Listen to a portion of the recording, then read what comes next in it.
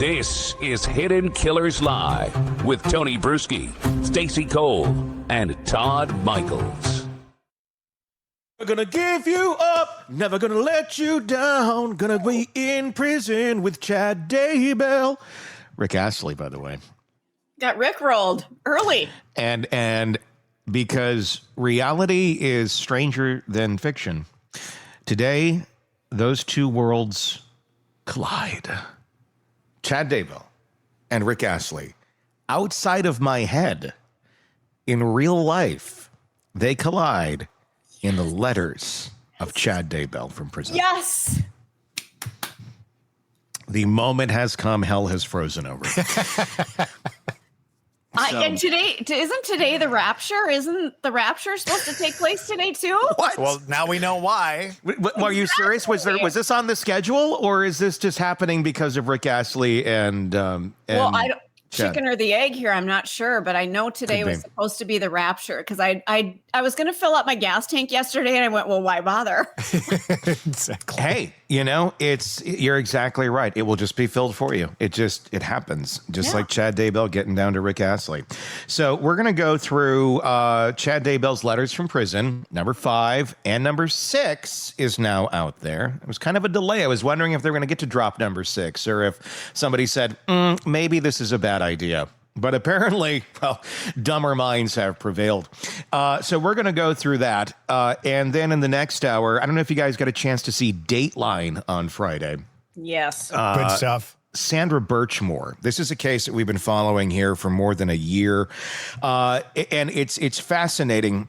It's horrible. It's the story of the young woman who, groomed from the age of 14 in the Canton, Massachusetts Police Explorer program, was groomed by one of the officers, Matthew Farwell, who's now facing federal charges for this, eventually is pregnant and is murdered. They initially ruled it a suicide for years locally. Canton said, suicide.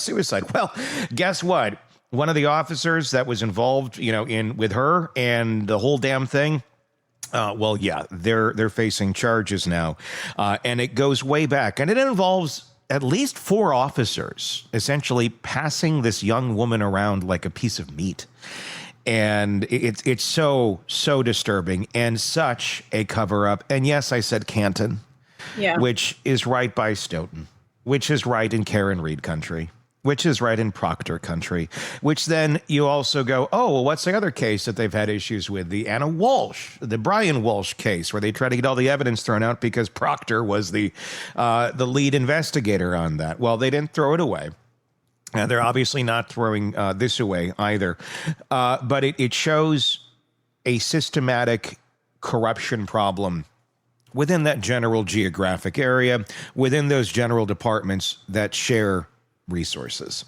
Now, because one is bad over here, it doesn't necessarily make this one over here. They're all very separate, very different cases. You can't say, well, because there's a cover up here, every crime in this area is BS. No, you can't.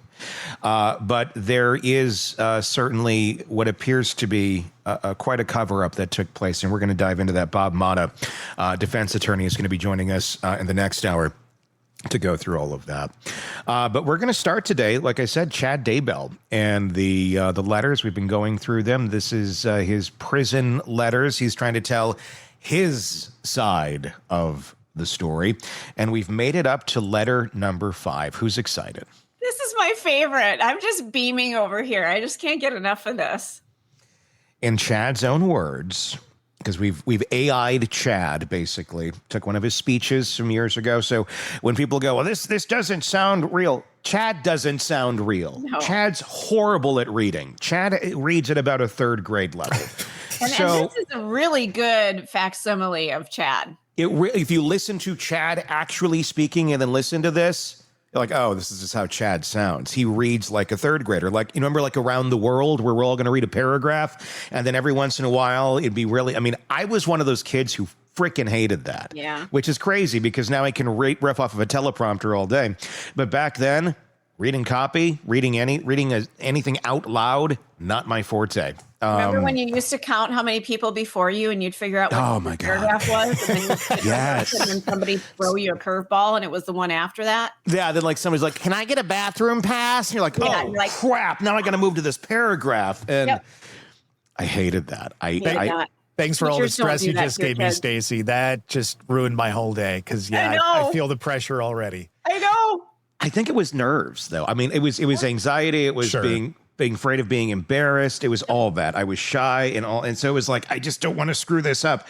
Also horrible at around the world flashcards and math and like multiplication. To this day, I don't know multiplication tables. My mother tried to drill that into me one summer with flashcards. Like, do this. And like, I don't remember. That doesn't help though either, does it? When the parents it does not help. No, Nope. I hated it even more. And to this day, what happens if you don't have a calculator with you at all times? I got a calculator with me at all times. We all have calculators. And we have word calculators now that can do all that. So, anyway, I'm going off on a tangent here of anger. Let's begin going into the Chad Daybell letter. This is number 5. We have 2 of them to go through today.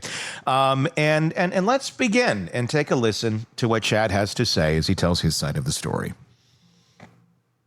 I'm eager to explain the events of 2019 to you, but it is very important that I first build a solid foundation of facts. Once these facts and my religious beliefs are properly explained, the events of 2019 will finally make sense. Finally. But during my court trial, I was bothered at how simple, well-known beliefs were twisted by the state into sinister, frightening ideas that the state repurposed. Claiming these ideas were the catalyst for terrible crimes I did not commit, time after time, it was the state who defined what my religious beliefs are, not the witness on the stand. As I read through the trial transcript, it is even more obvious on paper. The state repeatedly made inaccurate statements in the form of questions, and the witnesses would get into a rhythm of saying yes or correct many times in a row without hesitation. Yes. The result was a distortion of my beliefs, and I think an incomplete picture or half story of what the witnesses actually heard or saw.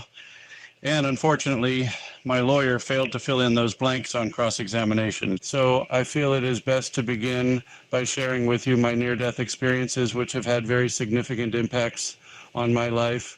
There have been 4 times in my life when I've actually died, and my spirit has gone into another realm before returning to my body. The LDS Church teaches that a human being consists of 2 parts, a spirit body and a physical body. The spirit body resides inside the physical body and gives it life. When we die, the spirit and the body separate from each other. The spirit continues to live and goes into the spirit world while the body ceases to function. For example, picture your spirit as your hand and your body as a glove. The glove is just a covering and it can't move without your hand inside it. A near-death experience, Like a condom. or NDE, is like when the hand is briefly removed from the glove and then put back inside. NDES can be found in historical records dating back thousands of years among all races, nations, and religions. They have been part of LDS lore since the church was founded, and NDEs were regularly printed in the church's newspapers and magazines. Many NDES indicate, as LDS doctrine confirms, that before we were born, we lived as part of a heavenly family. We were eager for the chance to come to earth and receive a physical body. We understood it would be a challenging experience, but that our time on earth would help us grow emotionally and spiritually. We all helped write our own life plan or blueprint for what we would accomplish during our lives, who we would interact with, and when our life would end. Most NDES occur when someone dies, but it isn't their time to go. They are sent back into their body to complete their life mission. My first near-death experience was rather short, but it's had a profound effect on me. It was August 1985, and I just turned 17. I was at Flaming Gorge Reservoir in northern Utah as part of a church youth group that included several of my friends. We had started the day by leaping into the reservoir from cliff ledges along the lake shore that were about 20 feet high. That was fun, but then we noticed a 60-foot high cliff that jetted out over the water. It looked like a natural diving board. We saw someone jump off it, and soon we were scrambling up the hillside to reach it. Once we got up there and saw how high it truly was, we were intimidated, but we were also stupid teenagers. My friends convinced me I should jump first. I shook off my nervousness and gazed down at the water below me. Finally, I pushed off with my right foot and began my descent. I remember thinking, this is taking a really long time. When I eventually hit the water, it felt like I had slammed into concrete. A shock went through my entire body, and I saw a flash of white light. I felt an audible pop at the base of my skull, and I thought, oh no, I broke my neck. I also wondered if I'd cut open my forehead because there was a brief searing pain above my eyes. I quickly realized something even more alarming had happened. My spirit was partly out of my body. The best way to describe it is that my physical body went deeper into the water than my spirit did. This caused my spirit to pop out through my head, but with my spirit's knees stuck in my skull. Yeah. In other words, for some reason, I didn't make it all the way out of my body. It was more like 3/4 out. During those few moments, I was in another dimension. I saw an endless white plain in all directions, and I heard a deep, rich melody that sounded like a synthesizer. As I pondered the music later, it was very similar to a song called 1984 that opens Van Halen's 1984 album. The song is an instrumental that is just over a minute long. It was 85. It definitely has the same uplifting, rich, heavenly sound that I heard while out of my body. I noticed the pain was gone that I had initially experienced. There was a soothing warmth surrounding me, and I saw little pellets of light and energy rushing toward me from all directions. These pellets were absorbed by my spirit, and I felt wonderful, even euphoric, and at complete peace.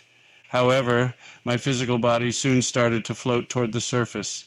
My spirit quickly reversed course through my head and was sucked back into place. I instantly felt chilled and somewhat paralyzed. I must have taken a while getting to the surface because one of my friends who had been standing on the shore had jumped into the water to rescue me. He grabbed hold of me and towed me to the water's edge. All I said to him was, "Something snapped when I hit the surface. I'm done for the day." After I returned home from Flaming Gorge, my entire body was sore for a week. I felt off-kilter, like my body and spirit were disjointed. Sometimes my right eye would go blind, but if I hit the side of my head with my palm, I could see again. On the other hand, I was spiritually changed. Let's stop for a second. I'd glimpsed another dimension, and it had felt like home. So this is what death apparently sounds like. Do not invoke Van Halen. This is, I guess, this is how death sounds. Van Halen synthesizers that lead into Jump. I'm making a list of songs that Chad has ruined for me for the rest of my life. Whitney's on the list, and now Van Halen. And apparently later, it'll be Rick Astley. So go ahead and jump, jump, dun, dun, go ahead and jump. So I actually how listened ironic to is that? Legs last night. How ironic is it that it Jump. goes into Jump after he just jumped off? Isn't that weird? I wonder if that's a Chad Daybell after the fact, subconscious mind correlation, Right. that he's not seeing the, because I'm going to guess in 1985 when he was doing this, I mean, this song came out in 84. Right. So I'm going to guess he had the cassette tape or something and was thinking of the song Jump before he jumped. So I'm guessing in his mind, he's playing that 60-second intro cut called 1984, which then goes into Jump on the album. So that's what he's doing. But somehow it's the spirits. This heaven sounds like the intro to Van Halen's 1984, according to Chad Daybell. I'm actually learning a lot by listening to this because I don't know a lot about his religion, but it sounds a lot like the woo-woo world. And I call it that with respect. Yes. But the coming to earth and the living another life and all that kind of stuff. And I'm not putting it down. Whatever you get into is cool with me. But I didn't realize it was so similar to people who believe that they, are beings from another planet. It's all woo-woo with him. And yeah, I will put him down because it's insane. I mean, I'm not saying woo-woo world is, I'm saying Chad's version of woo-woo world is insane. It's just filled with his own delusions. So he's 3/4 out of his body at Flaming Gorge, and his spirit comes out of his head, and his spirit knees are stuck in his skull, and Van Halen's 1984 is playing as a little serenade as he almost dies. He could have listened to the Pointer Sisters jump too, now that I think of it. God. That would have been a better one. Yeah. Jump for my love. Jump in. Weather next. God, the flashbacks are just huge right now. I'll tell you what this was. If we're playing the woo woo and playing with Chad's religion and shit, the fact that everything like this occurred, God failed. He didn't take out Chad when he had the chance. And that's what I was chuckling to my mind. It's like, I've had 4 near-death experiences. Like, God's tried to kill you 4 times, hasn't he? And this hasn't worked out. He's trying to prevent all the shit that came on later in life. And somehow you have managed to survive it all. It's got to be like one of those. It's like a fly. He's like a fly for God, where it's like he's flying around the food, and you're like, damn it, I want to kill you, and then you think I got it. God Nope. damn it, he keeps going. So does that mean he actually could be a prophet? Oh, don't go. Oh, Todd, you had to go there. I've been wondering the same thing every night. I just know that was something that he always kind of talked about, and people talk about. And it's like, well, if you got 4 near-death experiences, but you don't die off, maybe there's a reason. Maybe at the end here, we all should be ready to go to Rexburg and wait for Chad and Lori to be king and queen. And yeah, I think you've raised a good point, Todd. I think, okay, well, we're wrong. All right. All hail Chad. All hail Todd. Yes, you will be at the right side of Chad. I was just going to and say, Lori. I'll be seated at the right hand of the whatever he is. Yep. You'll get to hand up, because when they do communion, they're out of the wafers. They hand out fruit snacks. It's gushers. You get a gusher. Yeah, Meat sticks. Yeah, meat sticks. It's old Wisconsin meat sticks. Okay, let's continue on with Chad's near-death lifestyle. I still lived a normal life, graduating from Springville High and then completing my freshman year at BYU Provo. Then during my LDS mission, certain spiritual gifts increased. I was better able to receive promptings and impressions that helped keep me out of danger. As I mentioned earlier, I have died 4 times. I will describe the second incident in the next letter. It happened while I was on vacation with my family in San Diego, California. I was struck by a large wave at La Jolla Cove and was not completely knocked out of my body this time. I really needed to stay out of the water. Bookshelf. In the 1970s, several scientists and researchers began to study modern-day reports of near-death experiences, or NDES. Dr. Raymond Moody's book, Life After Life, compiled several of these accounts and brought NDES to the attention of the general public. At around the same time, Dr. George Ritchie wrote a fascinating first-person account of his death, his journey into another realm, and then his return to his body. The book is Return from Tomorrow and has sold millions of copies worldwide. These books and others like them have helped people believe in an afterlife where we will reunite with our deceased family members, friends, and even pets. I recently became aware of an NDE that happened to Jeremy Renner, the famous actor who plays the character Hawkeye in the Marvel Avengers movies. As you likely know, Renner was involved in a devastating accident on New Year's Day 2023 when he attempted to stop a snowplow from hitting his nephew. Renner suffered severe injuries with more than 30 broken bones. His recovery took many months, including having to learn how to walk again.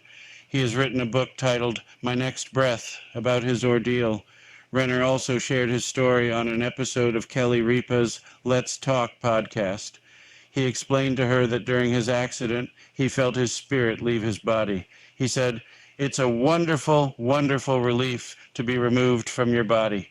It's the most exhilarating peace you could ever feel." He added, "It's the highest adrenaline rush, but the peace that comes with it, it's magnificent. It's so magical." Renner didn't really want to return to his body, and he was actually a bit angry about it. He saw his damaged legs and thought, yeah, that's going to hurt later. Renner was only in the afterlife for a few minutes, but the experience was a great confirmation to him about what is really important in life. He says the experience taught him to repel the things he had given so much value to before, and that he now sees as having zero value. He said he now invests his energy into love and his relationships with others. These books I've mentioned, as well as movies such as Ghost and The Sixth Sense, have helped to make your near-death experiences and the reality of an afterlife an accepted part of American culture. Musical notes. All major religions believe in a divine being, a higher power, or a heavenly Father.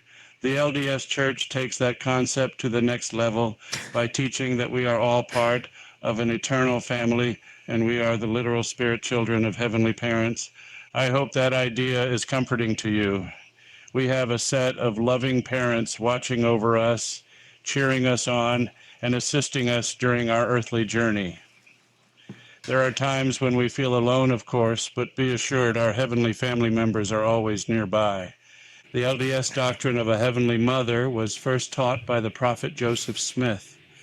A woman named Zena D. Young, who would later serve as the LDS Church's General Relief Society president, was deeply saddened by the death of her mother.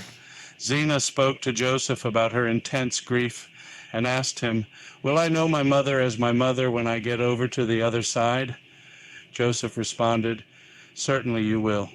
More than that, you will meet and become acquainted with your eternal mother, the wife of your Father in heaven." Among the people that Joseph taught this doctrine to was Eliza R. Snow. She was well known for her poetry. She had published many poems prior to her baptism into the church in 1835, and she wrote more throughout her life. Eliza wrote a poem about this topic of heavenly parents in 1845 titled, "My Father in Heaven." The poem was soon transformed into the hymn, "O My Father," and was included in the 1851 LDS hymn book. In 1855, the Deseret News reported it was Brigham Young's favorite hymn. The hymn has been sung by LDS congregations ever since, but the powerful lyrics are often taken for granted.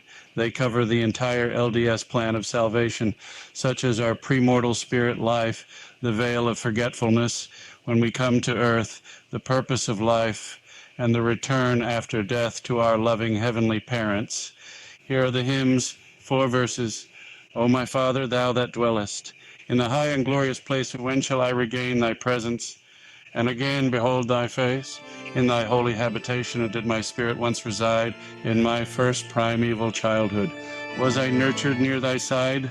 For a wise and glorious purpose thou hast placed me here on earth, and withheld the recollection of my former friends in birth. Yet oft times a secret something whispered, you're a stranger here, and I felt that I had wandered from a more exalted sphere. I had learned to call thee Father through thy Spirit from on high, but until the key of knowledge was restored, I knew not why. In the heavens are parents single? No, the thought makes reason stare. Truth is reason, truth eternal, tells me I've a mother there. When I leave this frail existence, when I lay this mortal by Father, Mother, may I meet you in your royal courts on high.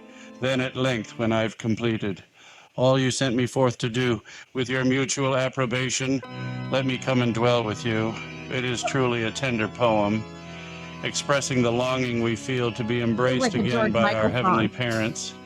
I hope we can follow their example. We are here on earth to build each other up, help each other along, and be a positive influence regardless of our current earthly situation.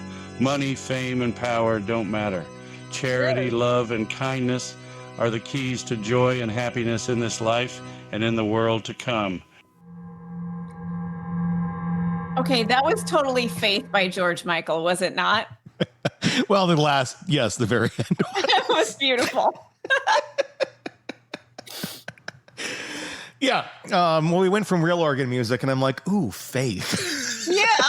I'm like, see, I'm so good at name that tune. Yeah. Freedom, I don't want you better. I don't want nobody, baby. Yeah, there you go. That freaking me out. Stacy earlier talking about, the reading circle in school and having to count ahead and being stressed out about that. And now hearing church music. I am stressed out more today than I've been. We're triggering you. Yes, I'm being it's totally triggering me this morning, you guys. I think Chad has near-death experiences the same way people are allergic to, like, random things that they're not really allergic to. Like, is he truly dying? What is this one? She had a little Rick Astley going on there. Oh, that's coming. I can't wait for that. Good. I'm like, please don't leave me hanging. I need my Rick. That's in the next letter. But I mean, I wonder, like, if people are like, oh, I'm allergic to that. Are you going to break out? Are you going to, like, not be able to breathe? Because that's an allergy that exists. Yes. Or do you just not like peanuts? Because it's okay not to like them. It doesn't mean you have you just don't like them. And I'm wondering if near death is like that for Chad, where it's like, you didn't really have a near death experience. You had a trauma and it was scary. And I don't know. I mean, the way that he kind of talks about it makes me wonder. Your thoughts? This is a sick, twisted individual. I don't want to have thoughts. I'm trying to, the first time we did these letters, I really kind of wanted to get into his head, wanted to see what this guy's about. And now that I don't want to get in there, I don't want to root around and find out what he's thinking. It scares me. What's happening in this man's head? Well, I guess it would be nice if you could get in his mind. And I was going to try and go, I guess it would be nice if I could touch your body. Yeah, but I figured it'd be weird if I went into you probably don't want to touch Chad Daybell's, jelly-filled body. Yeah. I don't. I got nothing. There's some illness here. We've known this for a while. Anybody who could pull off what he pulled off. But this is a very sick man. Illness or belief system? Illness or religion? Or both? I think it's a mix of both. Yeah. I really do. And especially when you go back to the love letters and all that kind of stuff, there is some really odd. Yes. And don't get me wrong. Yeah. People who are talented and creative sometimes say some really weird shit. Tony, I would put you in that. I would, but I would put myself there too, Stacy. Yeah. We all have little quirks about us. This is somebody who has a really vivid imagination that goes in some weird places. Yeah, and believes it. He can't. That's the difference. He's not over here saying these things for a laugh because it's so crazy and out there. He's believing the shit. Right. And then operating and living on it. That's the difference. Well, letter 6 dropped this week. So let's get into it. This is an exciting one. This is, as he promised, he's going to tell us more about, I think, what near-death experience number 3 and 4 now. Let's find out what happens. And the countdown continues. Moving up a notch. It's Chad Daybell, letter number 6. Near-death experience happened in the summer of 1993. 8 years had passed since I had jumped off the cliff at Flaming Gorge Reservoir. I was now nearly 25 years old. Tammy and I had moved to Ogden the previous year when I was hired as a copy editor for the Standard Examiner newspaper, and we now had a 1-year-old son. Ogden is about a 90-minute drive from Springville, so we felt we were on our own, but still close enough to visit our families regularly. I really enjoyed my new job. I had been the city editor during my senior year for BYU's Daily Universe newspaper, but going to the Standard Examiner was a major step up. The company was a full-scale operation with a bustling newsroom and dozens of employees, and I was right on the front lines in producing the newspaper each day. This was an exciting time when computer typesetting programs were being introduced, but when I first started working there, we still actually cut and pasted the newspaper together. On the copy desk, we would design the pages, edit the stories, write the headlines, then send the articles to the production room. If an article ended up being too long for the page, I would be called to the production room to decide which part of the story to cut out. Then with an X-Acto knife, we would literally cut the text to fit and paste it onto the page board. There was a lot of stress as the daily deadline approached, with people running everywhere and shouting to each other as we all tried to do 3 things at once.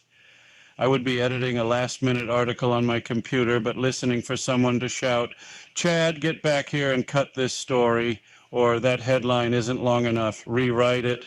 So the job was invigorating, and I was getting a hands-on crash course in writing, editing, and publishing. The 8-hour shifts went quickly because we rarely had time for a break. Since I had an interest in sports, I became the main copy editor for the sports section. I thrived in the excitement each weekend as we scrambled to get in all of the high school and college stories and scores before the deadline. On those nights, I usually designed each page and wrote every headline in the section. It was high pressure at times, but rewarding when we put together a great section. I got along well with my colleagues, and I expected to steadily work my way up the corporate ladder and remain with the newspaper for several years. Tammy had made some good friends in Ogden, and we enjoyed exploring northern Utah together. I was focused on my career and my young family. Then my parents invited us to join them on a vacation to San Diego, California. I had spent my first 2 years of life there while my father was serving in the U.S. Navy, and the area has remained a special place for our family. One spot we liked to visit was La Jolla Cove, where we'd play on the beach and look for seashells. When we arrived on this particular day, it was low tide, and a jagged rock outcropping had been exposed. I climbed out onto the outcropping looking for shells that might have gotten trapped among the rocks. The ocean had been calm, but I suddenly looked up to see a towering wave bearing down on me. I had no way to avoid it. For a moment, I considered trying to ride the wave to the beach, but I knew I would surely be sliced apart by the jagged rocks. Over the roar of the approaching wave, I heard an audible voice shout in my ear, "Get down and cling to that rock." Get down and cling to that rock! I grabbed rock! hold of a nearby 2-foot-wide boulder just as the monstrous wave crashed down on me. The force was incredible, and it took all of my strength to not get ripped away by the water. Then my surroundings instantly changed, and I found myself out of my body inside a tunnel of light. It wasn't a bright white light, but more like a yellow heat lamp. It felt like I was wrapped in a warm blanket, and I felt extremely happy. I saw 2 men in robes standing about 10 feet above me in the tunnel, and I instinctively knew them. One was my grandpa, Keith Daybell, and the other was my great-great-great-grandpa, Finity Daybell. They had died before I was born, but it was like reuniting with old friends. I levitated up the tunnel to where they were, and the tunnel opened up into a room. They smiled at me, but they seemed to be in a hurry. Keith began speaking to me and gesturing with his hands. He mentioned my 5 children and the roles they would play in the future. It was a strange conversation, since Tammy and I only had 1 child at the time. Keith also explained the tasks I needed to accomplish in my lifetime. As he talked, I saw snippets of future events on a set of screens in front of me. The rush of images was almost overwhelming. It felt like they were being downloaded into my mind. Keith asked me if I would be willing to fulfill the assignments he had outlined, and I agreed to do so. Finity didn't speak because he was keeping an eye on my body, which was now tumbling among the rocks. I could also see my body, but I had lost all interest in it. I was too busy enjoying this family reunion. What? Then I saw Finity give a nod to Keith, who made a motion with his hand. I was suddenly back in my body, which had washed closer to the beach. I felt wrapped in a soft, protective cushion as another wave propelled me over the rocks and onto the beach. I credit this cushion for helping me escape additional serious injuries. Then the pain hit me. I looked at my hands and saw my fingertips were shredded from being ripped away from the rock. The left side of my back had large, bloody gashes, and I had a deep cut on my chin. My family helped me to the car and took me to the hospital to be examined. I didn't have any broken bones, but I got a lot of stitches. This brief adventure out of my body felt like an urgent business meeting where Grandpa Keith poured information into me, while Finity allowed the meeting to go on just long enough before I would have drowned. It seemed like there should have been an easier way, but I guess they seized the opportunity. I've been in some really bad business meetings, I guess. Were you ever, what is it with Chad here and not learning his lesson on water sports? It's good point. Why is it like he's constantly in rocks, off of cliffs, and being torn away into the ocean? It's a recurring theme with him, isn't it? Yeah. It's like this man hasn't learned and he's been lucky. I don't like why of all the constant ways of possibly dying. I don't know. Maybe that's a more common one of, I don't know. I just find it interesting that he's constantly in water and nearly dying every time. Well, do you ever have moments, dreams, things like that, where you're actually going to die in your dream? I mean, I always do that with flying. I'm always in a plane. And I'm the pilot, and I'm always like, going yeah, well, if you're the pilot, we're all going down. Yeah, absolutely. Absolutely. I mean, we're all in a lot of trouble. Have you ever? No, I mean, I can't say I've had death dreams where I've died. I mean, I don't remember exactly how, but yeah, you die in the dream, and then I've had one where I'm like literally in the casket, and I can and they're like lowering me down, and then I hear like the dirt being put on top of it, and I'm like, wait a second, I'm not dead yet. That's a freaky thing, but actually that used to happen. That's why the old term for whom Saved by the Bell, for whom the bell tolls is one of it, because they would put, before they could really fully identify if someone was dead or not, they'd have a string down to the casket, and if somebody woke up and they weren't truly dead, they could ring the bell, and then you could dig them up, and hopefully they still had oxygen. Yeah. I wonder how many times those bells ring, and then you're like digging, and they're dead, but it just was like a fish after you catch it and it's dead, and it kind of flops around a little bit. And humans do that. Mm-hmm. Yeah. So I wonder how many times that took place.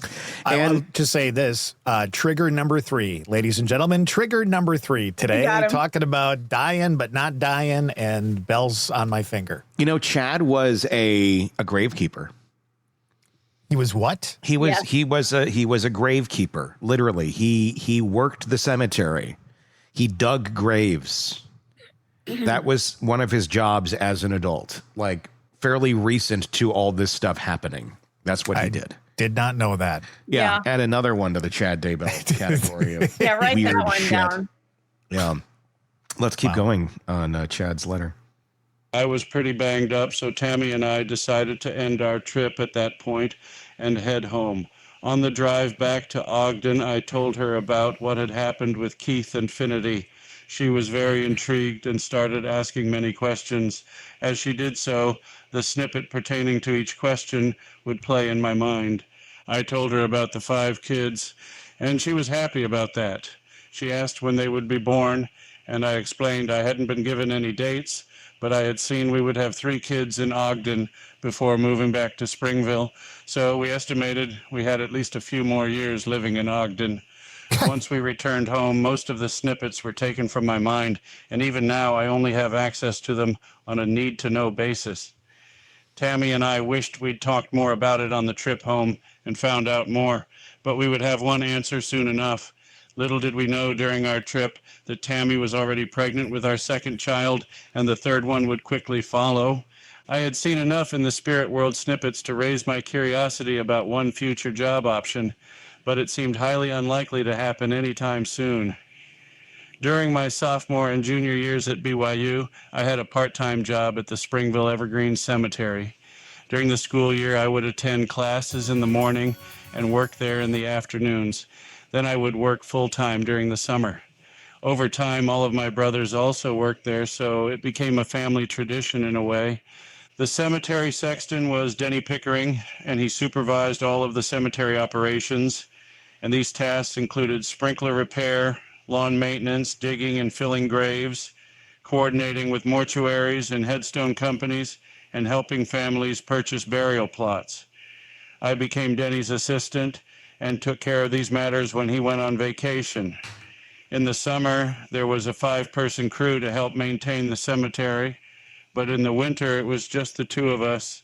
I shoveled a lot of snow. About 2 years after my La Jolla Cove experience, and soon after our third child was born, my brother called to tell me Denny had announced his retirement. The city was looking for his replacement, and my brother thought I might be interested in applying for the job, since I had knowledge and experience other candidates might not have. This would definitely be an unusual career change, but Tammy and I felt it was the right time to make a move. I interviewed for the position and was hired the next week. When things fell into place so quickly, we knew it was the right decision. So with our growing family, we moved back to Springville in late 1995. Bookshelf. The late 1980s and through the 1990s were a unique time when truths about the spirit world were being revealed from seemingly every direction. The Berlin Wall came down, and the rapid changes in the Soviet Union brought feelings of hope and peace as we headed toward the new millennium. A spiritual awakening emerged across the world as these life-changing events unfolded. Angels were a major topic of conversation on daily talk shows, and TV programs such as Touched by an Angel were very popular. Meanwhile, dozens of books about angels and visits from the other side filled the nation's bestseller lists. Many of these books were written by LDS church members who either shared their own personal experiences or who compiled the experiences of others. Here are some of the more notable spiritual books written by LDS authors during that time. Embraced by the Light by Betty Eady, I Stand All Amazed by Elaine Durham, The Message by Lance Richardson, I Saw Heaven by Lawrence Tooley, the Beyond the Veil series by Lee Nelson, Coming from the Light by Sarah Hinsey, Echoes of Eternity by Arvin Gibson, The Life Before by Brent L. Topp. After my second near-death experience, I devoured these books and many others like them. I felt I had discovered a group of people who could relate to what I'd been through. Each one of these books is excellent, covering heavenly topics from different angles, but with the same general theme of a vast world beyond this one. I later had the privilege of getting to know and work on books with Lee Nelson and Sarah Hinze. They are among the best people I've been associated with. Lee is a good-hearted, down-to-earth cowboy, and Sarah is a sweet, kind, thoughtful person. She's a true angel herself. Musical notes. There we go. Suddenly, after 3 years at the Standard Examiner, I was Springville's cemetery sexton at age 27. Although I'd been anticipating a transition back to my hometown after the birth of our third child, I was surprised at which job had opened up. I had been looking at jobs in Utah County related to my communications/journalism degree. I had actually been offered a position on the Provo Daily Herald staff a couple of months earlier, but it didn't feel right, and I turned it down. The cemetery job had been in the back of my mind, but I figured Denny Pickering wasn't going to retire anytime soon. Denny stayed on the job during my first 2 weeks to overlap a bit and answer any questions I might have. It was great to reconnect with him. My brothers and I always regarded him with great respect, but also as a wise guru, because he would share various sayings and phrases about life that were equally puzzling and profound. He would often tell us, enjoy. That's it. No elaboration or explanation. If we asked, enjoy what, he would simply repeat, enjoy, and walk away. I finally decided Denny meant for us to enjoy each moment and appreciate life. So I pass on that message to you. Enjoy. After Denny's final 2 weeks, I was on my own. I tried to not feel overwhelmed at first. The Springville Evergreen Cemetery is very large with thousands of headstones. People sometimes think the sexton job is easy, but as I described in the letter, there are many responsibilities tied to the position. But I quickly adapted and enjoyed the sunshine and fresh air after sitting at a desk and staring at a computer screen for 3 years. The biggest change for me was being much more aware of the otherworldly nature of the profession. When I had worked at the cemetery during college, I hadn't had my La Jolla Cove near-death experience yet. Any spirit world interactions at the cemetery had been rare before, but now I could feel there were plenty of friends hanging out in the cemetery. When I was alone in the cemetery building, I often sensed visitors from the great beyond joining me. On bad weather days, I would work in my office to catch up on my record keeping, and invariably I'd soon notice the hair on the back of my neck standing on end. It was as if someone was leaning over my shoulder reading what I had written. I know these ghostly friends didn't mean any harm, and I would smile when I'd return from my lunch break to find my pen had been moved across the desk from where I'd left it. Sometimes I would arrive in the morning and see that my day planner was already turned to the correct day. That must have taken a lot of effort. I generally sensed 5 male spirits hanging around me. I understood they had lived in Springville many years earlier and had been friends during their mortal lives. They considered themselves the guardians of the cemetery, and I appreciated their help. But there were days when I just had to say, guys, get out of here. I'm trying to get some work done. And they would oblige. A few years ago, Rick Astley released a gospel album titled 50. Yes, the Together Forever singer from the 1980s, who is now well known for the Rick Roll internet phenomenon. The album is fun and joyful, especially the song Angels on My Side. Rick sings, I got angels, you got angels, everybody got their angels on their side. Everything's gonna be all right. I dedicate the song to my cemetery friends from 30 years ago who watched over me, and also to my current friends who I sense are helping me and protecting me now. Yes, Rick, everything's gonna be all right. It's not that song, but it's Rick. Can we sing along? Are you all ready? She's taking my time, convince me she's fine, but when she leaves, I'm not so sure. It's always the same. Okay, we can do this one, or we can do... You actually are a better singer than I realized. Oh, he's a great singer. Yeah. She wants to dance. I don't know this one. Woo! She wants to dance with me. Remember this one? Kind of like I want to dance with somebody. This was like, there's a girl. Are we there yet? Oh, we're not there yet. Making crush in the karaoke. There's a girl I've been waiting to see, and I really, really get the feeling she likes me, 'cause she said so, but not so many words. I've got to tell you what I've heard. It's been a long time since I've heard it. She don't want no wild romance when she's with me. She only wants to dance. She wants to dance with me. There we go. I didn't know he was that good of a singer. That was like the reason why you don't know that one, Stacey. That was like third down in the singles. It only did fairly well, and then it never tested well after that. Yeah. We played the hell out of it, though. I know that one, and also what is the Cry one that we Cry for Help? That's a good one. I love that song. That was my first radio station. We played the hell out of that song. Y96 FM. That's right. I think I probably had the single, the actual album in my garage for many a years because I took all the 45s out of that building. Probably. No, I liked Rick Astley. I mean, I know everybody knows him for Rickroll, but he had some good songs. Anyway, now that we got to do a little Rick Astley karaoke this morning, Angels Among Us. I know this song, but I don't know it well.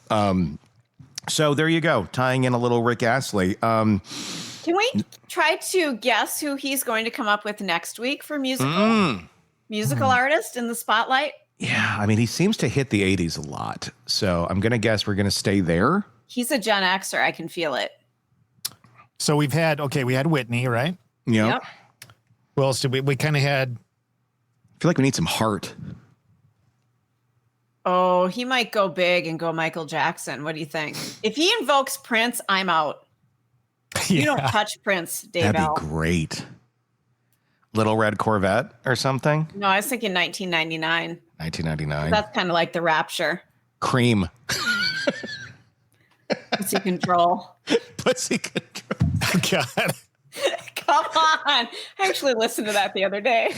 He's like, and then Tammy, I had to get Tammy under pussy control. Billy Jack, bitch. Well, I think anything is possible with Chad Daybell in terms of where he's going to go.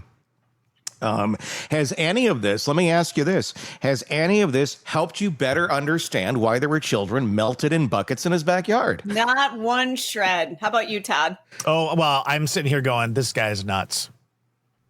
I think it explains everything. I mean, he's laying it out for us. I don't know where this, I mean, what I wonder about is because there's other people involved in posting these. Chad doesn't have the access to just post it, so I believe he sends it to one of his kids and they post it. What the hell do you think is going on in their minds? And why does he think that he's so important that people want to know? Because this is just bullshit stuff that he's sharing with us. Yeah. And ghosts at the cemetery, and he gets hurt in the water and all that kind of stuff. Like, why does he think that we want to know this? Like anybody wants to have this information? Because he's a narcissist. He thinks that we care about him. But we're sitting here talking about it. Oh, yeah, we are. There goes my argument. Yeah, I mean, I don't know. I mean, there's two things going on here. He thinks we want to know about it because it's going to lead to our eternal salvation because Chad's going to tell us the way. And we want to hear it because it's utterly batshit crazy. And I think those two opposing things, they keep going, they end in the same way. And it ends with us listening to it, going, this is crazy. But the outcome is different. Chad doesn't really get to see that part of it, though. Yeah, gravekeeper. Would you ever take that job? It sounded like it was kind of a job that he was... just kind of took initially to kind of make some money, and then it ends up being kind of a career path for him for a while. Well, it obviously played into his hobbies. Mm-hmm. Yeah. I mean, would you ever take that job? Would you be a groundskeeper essentially at a cemetery? I can't imagine it would be like any other. I mean, it's a job. It's something that needs to be done. I mean, it's a little creepy, but it's, you take a look at funeral directors and, sometimes we cringe, like, how could you do that for a living? Well, it needs to be done. And it needs, a kind, caring person. Now, I don't know. Maybe he liked taking care of grass and things like that. It just so happens he liked dead bodies. He's a unique individual. I think it'd be a pain in the ass to mow a cemetery. Oh my God. Yeah. And that's why they don't like tombstones that are above the grass anymore. I mean, I get that, right? Families get upset about it. You can't leave tributes. The two things that I almost became was a pastor and then also a mortuary guy. What do they call it? Funeral director? I wanted to learn that whole thing. But then you had to go to school for a long time, and I'm not really a school kind of person, so I got into radio instead. What drew you to the idea of being a mortician? That macabre part of me that likes the spooky and the odd. And I do like helping people genuinely, sure. But I think there's just that creepiness that goes along with it. Well, yeah. Had you ever had any experiences like with bodies up into that point? Okay. No. It was kind of from afar. I think there was a time in my life where I had a lot of death in the family, a lot of grandparents and uncles and aunts dying and stuff like that. And you're kind of sitting there going, this is kind of interesting, and maybe that was the whole pastor thing too, where it was, I don't know. I mean, you are helping people. What did you say, Stacey? The mystique of death. It's something that you don't know much about. We don't really learn about it. I know I had a class in, must have been 10th grade. We went and toured a funeral home. I remember being thrown into the back of a hearse by a guy named Paul. Paul is a very sweet individual. He didn't mean anything by it. Obviously, yeah. But that kind of scarred me for a long time. Sorry, Paul. You got thrown in, and this was on like the class trip to the funeral home? We went into the garage where the hearses were, and Paul's just this towering individual. He's like 6'2", 6'3", and he picked me up. I'm only 4'9", picked me up, threw me in the back of the hearse, and shut the door. How old were you? 10th grade. Oh, wow. So like what, 15? Sure. Yeah. Yeah, it was effing terrifying. And like, cause there's no latch to get out, guys. Not in Yeah, they that probably hearse, don't there need that, wasn't. do they? Yeah. So I had to crawl to the front and get out that way. But the whole time it was just like, oh my God, I was just where the bodies go. And so it scared me a lot. And I had a little bit of a fascination with death after that. It's an interesting class trip. Yeah. What? It's an interesting class trip. Right? Well, like we did a lot of weird. We toured cemeteries, and yeah, it was. I think it was like a lifestyle class. We cooked and sewed, and then went and did shit like that. we had like that, but we had nothing to do with like mortuaries and death, and we did sewing, and then there was like a cooking unit, and then there was, I don't know, something else that was domestic-ish in there. But wow, I wonder, because I remember a lot of class trips. It was usually because somebody's parent worked there or owned the business. Yeah. So was one of your classmates, did their parents own the funeral home or whatever? No, we just went to one of the biggest ones in the Twin Cities. And then we toured, I think it's called Lakewood Cemetery. I could be wrong, but there's a ton of celebrities and big business moguls buried there in Minneapolis. That's quite the mecca for big names. I mean, like, I think Pillsbury's buried there. Maybe the founder of the the Poppin' Fresh guys buried there. Right? Yeah, he comes out at night. Can't see him during the day. Like, what's that? What's this weird sound I'm hearing from the mausoleum? And then suddenly Snuggle Bear comes out of the ground too. You're being chased by a cemetery with Snuggle Bear and the Pillsbury Doughboy. So in my defense, though, I will say that shifted then into ghost hunting and paranormal interest, but that really wasn't available when I was younger because the ghost hunters weren't out and all that kind of stuff. It was Ed and Lorraine Warren, and everybody thought they were weird. So wanting to be a pastor or getting into the mortuary business was my way of, kind of dealing with that side of my life. That was kind of weird. Look at where you are. Yeah, I mean, you're dealing with death, but also seeing how it provided a service. Because I mean, funeral services, they and morticians and all that, it is a kind of macabre job. But if you're in it for the right reasons, you're doing a lot of help to a lot of people in a very, very difficult point in their life. Unless, of course, you own Back to Nature in Colorado. Oh, there's that. And you're putting hundreds of people on defunct Kmart shelves in your mortuary until they turn into goo. Then it's not quite as Back to Nature as you want it to be. But definitely an interesting career path. I can't say I've ever wanted to do any. I don't know. I've never wanted to do anything like too odd. I've wanted to do radio. That's all I've done. So I can't say that, but I can say I don't think it would be a bad job to go over and be the groundskeeper at a cemetery. I enjoy walking through them. I always have. I've enjoyed hanging out. There's actually a cemetery right down the road for me. And it's one of those, it's in the middle of the city, and it's been there since there was no city. And you can tell it was once a country cemetery, and all the graves in there are way beyond anyone visiting because the people who would have known them are also dead. Yeah. And it's kind of sad because it gets really grown over. And people have gone in there with their own lawnmowers and tried to, take care of it. But the problem with it is this is not a flat stone cemetery. This is old. So I think a lot of people go in there with the right intention, and then 5 blades later, they're like, maybe there's a reason we don't mow in here. But almost need a weed whacker. You do. And you need Chad Daybell. You need more Chad Daybells out there. Taking care of it, listening to Rick Astley. Well, with his ghosty experiences, I'm surprised you haven't had him on the Ghost Story show. You should see if you can get him for an interview. Chad? Yeah. Why not? I'm sure that's, go sit down. Maybe him and Lori together. We could all sit together and have a cup of coffee together and discuss the dead. Well, there you go. Chad Daybell.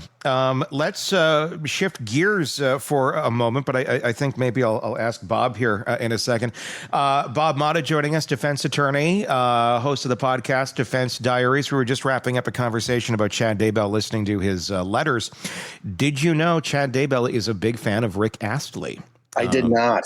Yes, we learned that in letter number 6. He's so we did a little karaoke this morning. I'm sorry you missed that. It was kind of fun. Not as sorry as I am, Tony. Not as sorry as I. Hey, Stacy, how are you? I've been jamming out to some Rick Astley. Life is good, man. We found out this morning that Tony's a damn good singer, Bob. I didn't know that until this morning.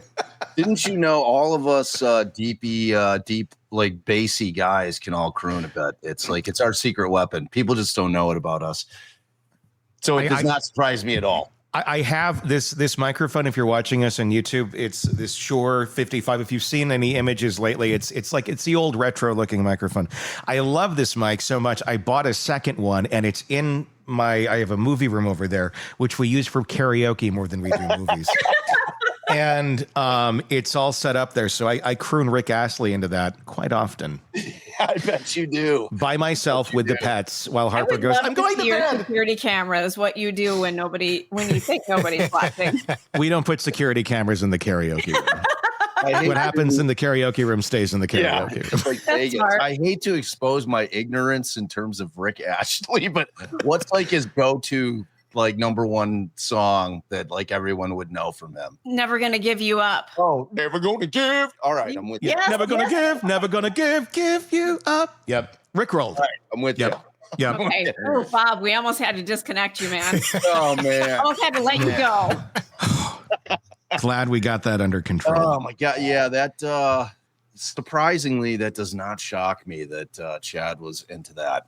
We've learned his musical taste. Whitney, we got the whole list. So we'll have a Van Halen. He's into Van Halen too. Van Halen, Oingo Boingo, another one of his. There's a lot on the Chad Daybell playlist. Yeah, Pandora Oingo Boingo during the like that great run of like '80s movies was pretty prevalently used in a lot of soundtracks back then. Yes. You know? So, and it's the soundtrack to Chad's life. Yes, it is. That's the most important. In prison, waiting. Exactly. He's listening to the Oingo Boingo. Let's move over to Sandra Birchmore. Dateline just did a special on this the other night. If you've not watched it and you want to kind of get caught up on this case, it's a good kind of entry-level place to go in and kind of get a general understanding of what's going on here. She was just 23 years old. She was pregnant and excited about her future when she was found dead in her Canton, Massachusetts apartment in February of 2021. At first, her death was ruled a suicide, but the truth was far darker.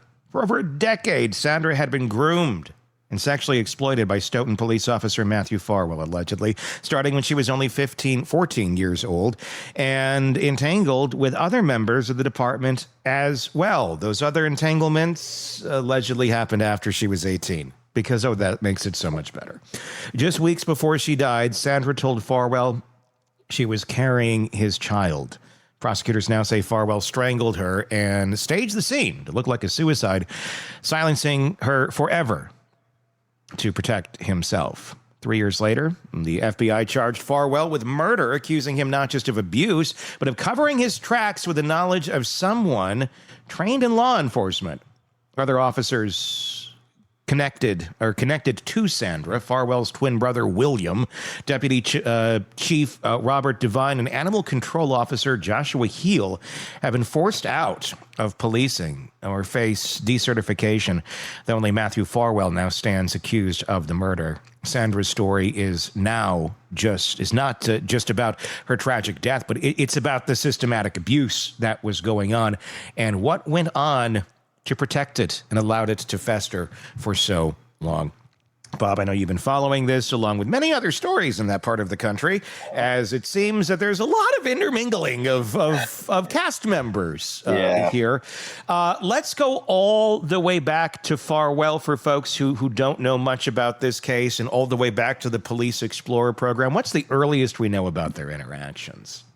I mean, it started when she was very young and she got into the Police Explorer program, which is, kind of a community outreach program that I think in the minds of law enforcement is kind of selling the concept of maybe becoming a cop when you're older, and it's an outreach to the community as well. And they encourage kids to come in And in that program, you're interacting with police. They're showing you some kind of basic procedural stuff.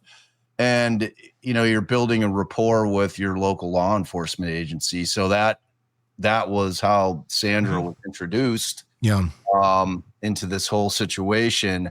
And, from there, it just got really, really scary and ugly. Yeah. And I mean, this abuse went on for years. Eventually, the parents are the ones who said, wait a second, we don't think her death was a suicide. And they called it out in the form of a civil lawsuit, which then eventually got the feds involved because, hey, local law enforcement wasn't investigating it because they were involved in it. Yeah. Let's go to the nexus of that, of how this went on for so many years. And in this case specifically, were there any signs? Did anybody realize that the abuse was taking place prior to her turning 18? I would have to think so. I think it's impossible for somebody to groom somebody of that age if you have parents that are paying attention at all. All I can do as a parent of 4 children is look at things through my own lens and think about whether or not something like that happening over years would fall off my radar, or I wouldn't be like, why is this guy communicating with you? Why are you meeting this grown man at various times that don't seem to make it? I'd be all over it, but in terms of other people that were within the program with her, and I'm talking about kids her age, all the way to the other officers that were working in that program. I think it's highly unlikely, don't you? That no one had any idea that this kind of grooming was going on. I mean, when you see an inappropriate relationship, I think all of us, when we're like, you'll kind of like first, if it's somebody you don't know, but you kind of see something and you're like, oh, that seems weird. It's like, it's either that guy is like that kid's daughter, and if they look to be kind of interacting in a way that goes beyond normal parent-child interaction in terms of affection, and it happens to be somewhere you see it, you notice it. Yeah. I think we all do. Well, you hope you notice it. And I think a lot of us do notice it, but I feel like a lot of people don't notice it. And that's what I wonder about, a case like this. And I'm not trying to cast any sort of negativity on the family or anything like that, because they're victims here, obviously, too, of all of this. But when you see this member of the community, so a police officer, police explorer program, you think, okay, well, this is a good thing. And in a lot of cases, it is. This sort of things don't happen everywhere. But when it does happen, and you see the officer Farwell, who went above and beyond, is what it's going to be looked at as, oh, he's above and beyond. He's really trying to help this girl out, showing up to the library, help her study, do this or that outside of the Police Explorer program.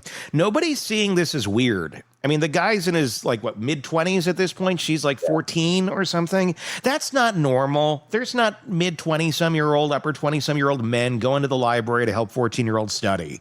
For any other reason other than they want something inappropriate, unless it's like your brother. I don't really see any reason why anyone, and I don't see how one wouldn't look at that, even if you have the purest of intentions, that you wouldn't go, people might look at this as being something weird. I shouldn't do that. That's the red inappropriate. flags are what's getting me. And I'm coming from a place of, if you've ever been in a relationship and you see another woman texting your husband over and over and over and over and over again, you should be seeing something and kind of going, some of this isn't making sense to me. Now, if you're seeing somebody texting your daughter, that shouldn't be making sense to you. I don't care if they're in a program like this. They shouldn't be getting multiple texts. That's not a proper form of communication. Again, you've got to follow your gut instinct. If you see something that feels like a red flag, investigate it. Is it because there's so many people, we base our own experience, we base how we're going to handle our experiences, our new experiences in life, on our own experiences in life. Is it because at a different place in time, in the 70s and the 80s, 90s, we've been, as individuals, sometimes close to the fire, if you will, sometimes burned by the fire as well, but sometimes close to it, that we go, well, you know, they're just doing this. It's just that. It's just somebody that wants to help study. And we don't see it because we've lived it, and it worked out okay for us. So what could possibly be weird over here, until you find out more about what that person is truly up to? Maybe we didn't experience the full breadth of what their intentions were with the individuals that maybe we have interacted with in life. So we don't want to believe that there's this type of human being out there that would be doing these sort of things.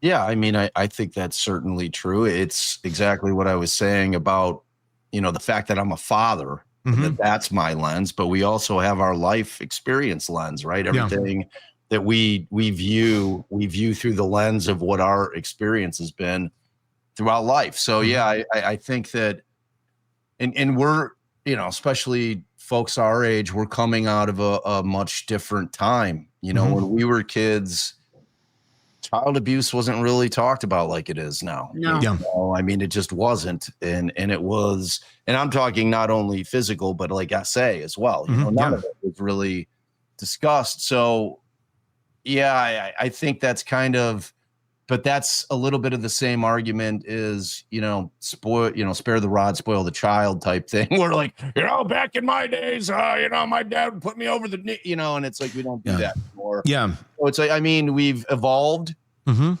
terms of being human beings and understanding that our children are nothing more than small adults. They're little people, you know, and they have feelings and they have opinions, and all of that matters, you know. So I think we've evolved in the sense that we understand, we have a different understanding of children, and how our duty to protect them is heightened because of exactly what we're looking at here with Birchmore, which is this grooming. And, you know, grooming is a word that a lot of people throw around that I get the sense that people really don't understand breadth of it, you know, just how deep it runs and what it is. It's like, it's one of those words that kind of appeared 7 to 8 years ago, you know, and has really kind of been used ad nauseum now, to where I don't think that people are getting the full sense of what it is, just how incredibly evil it is. Because, you know,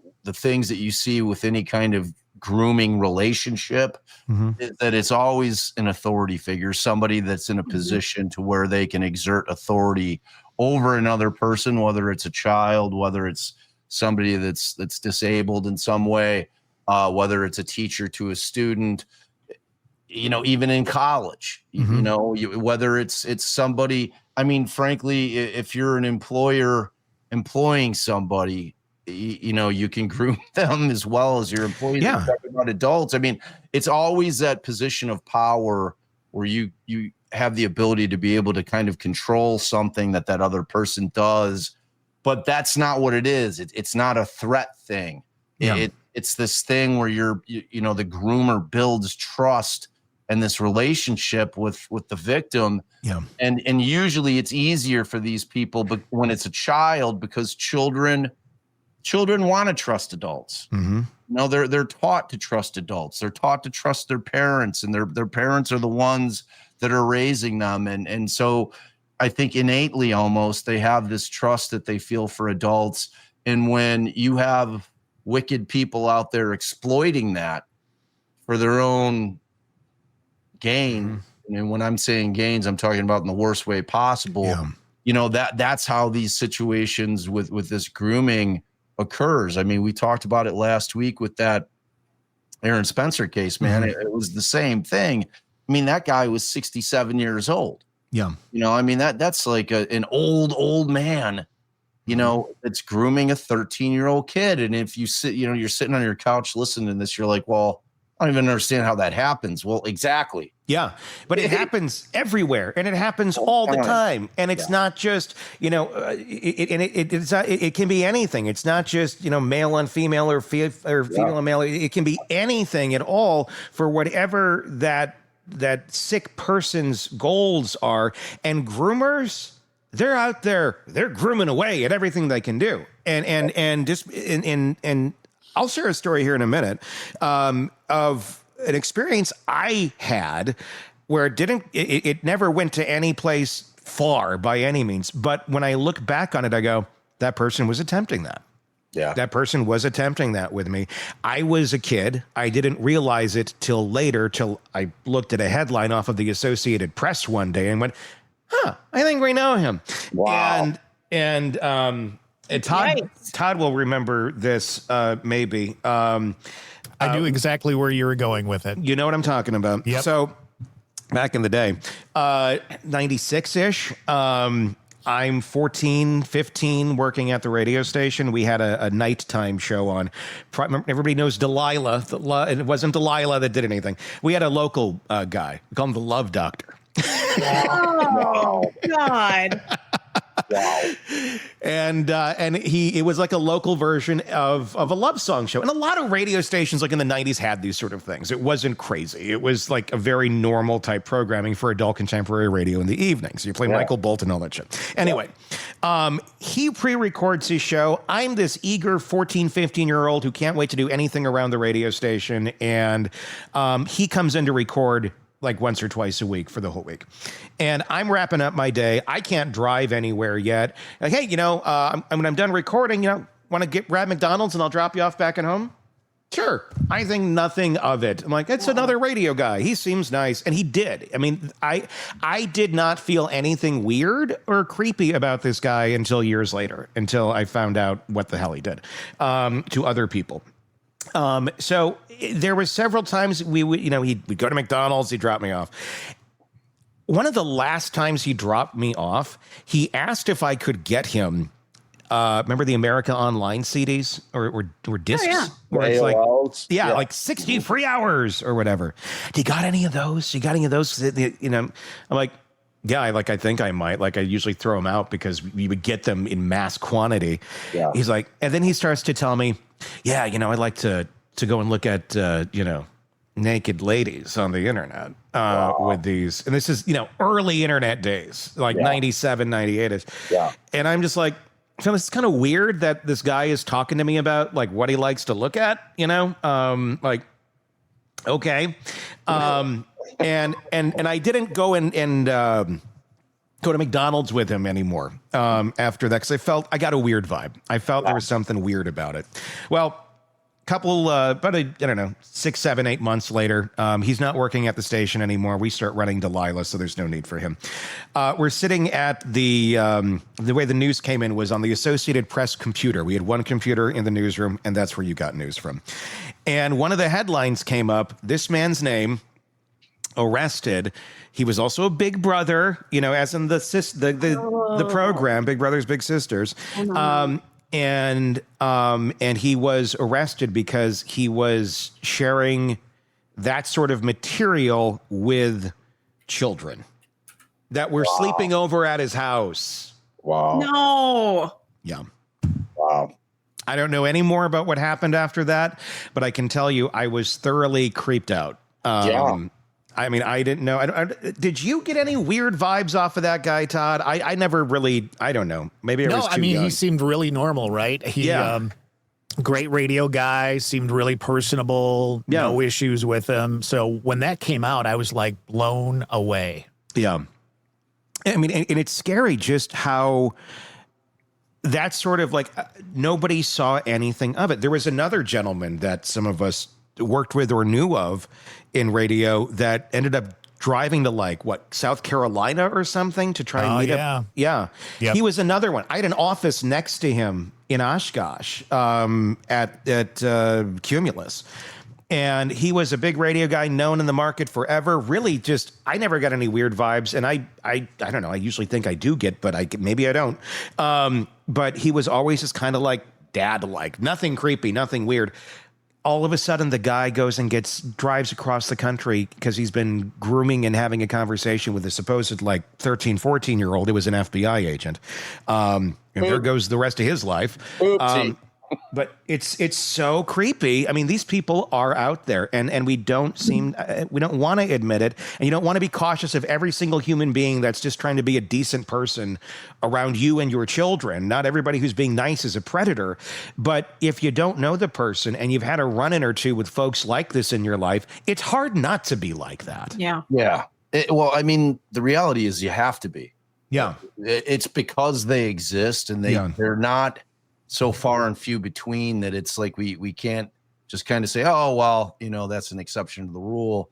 I don't want to necessarily say it's the rule, but it's kind of the rule, and I've been coaching. I coach my daughter's softball team, and like even me as a parent, I'm hyper conscious about not doing anything that the parents would construe as being over. Like I've been coaching kids in sports for a long time, and I'm an affectionate guy, and I like to hug kids around their shoulder, but it's like you can't really, and it's a shame because those of us that are good people, it's important to show kids support and affection like that.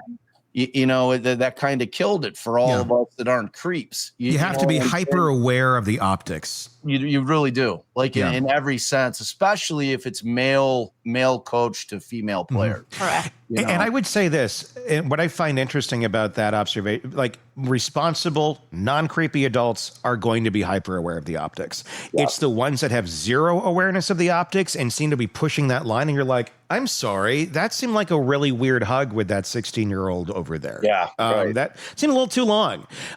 They're the ones who have, it's like that is a red flag. If you're not aware of the optics and you're just going to go, well, fuck it, this is how it was it's not back in your day. Right. We're in a very different place in time. So you better be aware of these optics or you're going to be looked at that. It kind of comes with the territory of life of, well, it's not 1988 anymore. Exactly. In the leagues, if you're talking about little league, they're hyper conscious about it. Sure. They understand. And you go through, some kind of training in terms of just from all of it, from like being like overly aggressive in terms of your coaching style and yelling at the kids, or, and obviously when you have, male coaches coaching, and frankly, when my daughter said, I want to try softball out when she was young, like 8, like I always wanted, not for the reasons that I was worried that if she was around a male coach that I'd have to be like a hawk watching it, but more because I just wanted my daughter to be coached by a female who had played softball because of relatability, that they're going to listen to that person more just because she looks like her, what I'm saying? Sure. So for me, that was always something that I was thriving to do, or striving to do rather, in terms of who she was going to be coached with. But I also like to be a part of her life, and I enjoy doing that. So, but I also hate parent coaches typically. Yeah. You know what I mean? Sure. But yeah, I think that it's just such a different time that we live in, that it's, you have to be cognizant of what's going on around you. And like Stacy said, using kind of the example of, a wife who's got a husband that's kind of curled up at the other end of the couch all the time and seems to be texting somebody, and you're like, oh, who the fuck are you texting, dude? Oh, no one, man. I'm just texting Jim, and then the wife has to creep in the phone because she's, it's got major red flags, and women can typically sense when their dude's doing some shit like that. Sure. And, and with parents, it's easier. I know that kids should have privacy to a certain extent, but at the same time, they're still children. I'm my 13-year-old, we track exactly who she can and can't text. It's got to go through. So she was begging and begging and begging. I want to be on Snapchat. All my friends are on Snapchat. So then we have to research, how do we control keeping creeps out, so because they're out there. I mean, the predators in terms of online is where it's really, really scary. It is. That's harder to monitor than the things that are going on in real life. Now, I mean, with like Sandra's case, everybody let her down. Like every single person that was an adult that was involved in her life. And again, like I'm with you, Tony, I'm not blaming the parents, but every single person that was an adult in that child's life let her down. Yeah. And it turned out the worst way possible. So I mean, it literally took civil litigation to uncover the foundational pattern of a crime. Yeah, that the initial, there really wasn't a criminal investigation in any of this. It was all completely overlooked. How often is that where it takes the civil litigation to finally unearth the reality of what took place here? I mean, I wouldn't pretend to know the exact answer as to how frequently that is, but when you get a case where you've gone to where there's been an outcry of some sort, and typically what they'll do is they'll bring you, if your child makes an outcry, and they'll say, okay, we're going to bring you in for a what they call a CAC interview, which is the child advocacy, and they have different names from all over. But in Illinois, they call it the Child Advocacy Center, and essentially you're meeting there with somebody who's trained to try to elicit information in terms of what the outcry is. They're typically not straight up law enforcement, but they're law enforcement adjacent, and they are not usually in a room with a cop because they're trying to get information from that child. But the first thing you have to do is you have to build rapport, and you want that child to feel comfortable to the extent where they're going to be open and honest about, what they're saying happened.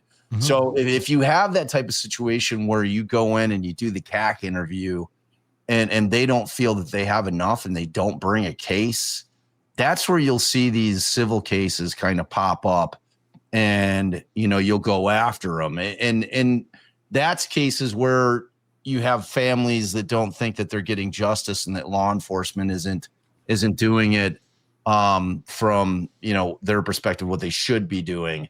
And so then you bring the civil suit in order to try to shine more light on it. Because there's two parts of it, right? There's the money part. If it doesn't involve some famous singer or some shit like we've been seeing recently, and you're bringing suit for two purposes. One, to out that singer or that artist or actor or whatever it may be, or somebody of note. And, you want the cash and you want to flamethrow them both. So it serves both purposes civilly. And what you hope, and because we saw, that's exactly what we saw with Diddy, right? I mean, it was like, it had to be the civil suits that finally got the feds say, all right, we're going to take a look at this.